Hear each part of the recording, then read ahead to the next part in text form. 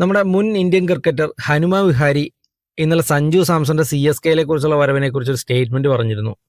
അതിങ്ങനെയാണ്: സഞ്ജു സാംസനെ CSK തെരഞ്ഞെടുത്തത് Sanju സാംസന്റെ wicket കീപ്പിങ്ങിലെ സ്കില്ലോ batting മികവോ അല്ലെങ്കിൽ ക്യാപ്റ്റൻസി മികവോ ഒന്നും കണ്ടിട്ടല്ല, പിന്നെയോ സഞ്ജുവിൻ്റെ ഫാൻ ബേസ് മാത്രം നോക്കിയിട്ടാണ് സഞ്ജുവിനെ CSK ചൂസ് ചെയ്തതെന്നാണ് പറയുന്നത്.